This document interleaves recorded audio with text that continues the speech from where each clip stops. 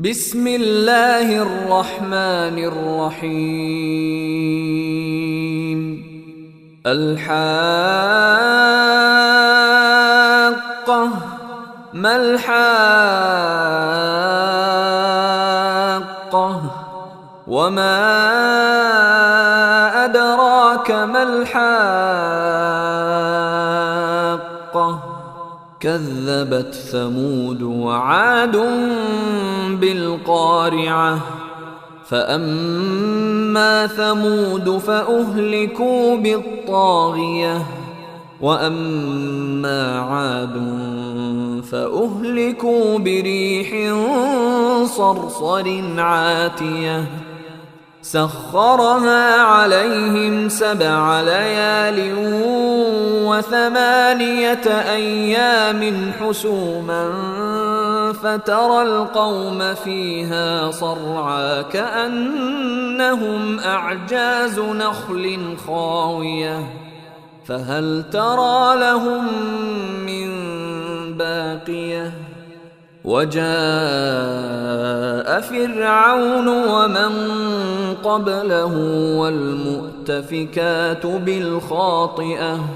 فعصوا رسول ربهم فأخذهم أخذة رابية إنا لما طغى الماء حملناكم في الجارية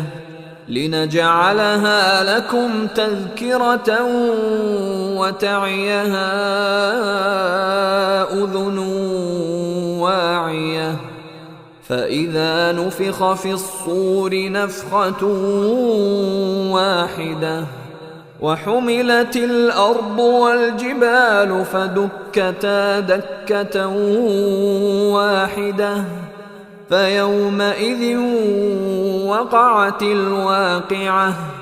وانشقت السماء فهي يومئذ واهية والملك على أرجائها ويحمل عرش ربك فوقهم يومئذ 8 يومئذ تعرضون لا تخفى منكم خافية فأما من أوتي كتابه بيمينه فيقول هاؤم اقرءوا كتابيه إني ظننت أني ملاق حسابيه فهو في عيشة راضية في جنة عالية قطوفها دانية كلوا واشربوا هنيئا بما أسلفتم في الأيام الخالية وأما من أوتي كتابه بشماله فيقول يا ليتني لم أوت كتابيه ولم أدر ما حسابيه يا ليتها كانت القاضية ما أغنى عني ماليه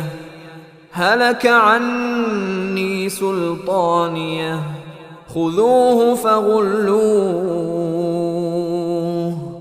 ثم الجحيم صلوه ثم في سلسلة ذرعها 70 ذراعا فاسلكوه إنه كان لا يؤمن بالله العظيم ولا يحض على طعام المسكين فليس له اليوم هاهنا حميم ولا طعام إلا من غسلين لا يأكله إلا الخاطئون فلا أقسم بما تبصرون وما لا تبصرون إنه لقول رسول كريم وما هو بقول شاعر قليلا ما تؤمنون ولا بقول كاهن قليلا ما تذكرون تنزيل من رب العالمين ولو تقول علينا بعض الأقاويل لأخذنا منه باليمين ثم لقطعنا منه الوتين فما منكم من أحد عنه حاجزين وإنه لتذكرة للمتقين وإنا لنعلم أن منكم مكذبين وإنه لحسرة على الكافرين وإنه لحق اليقين فسبح باسم ربك العظيم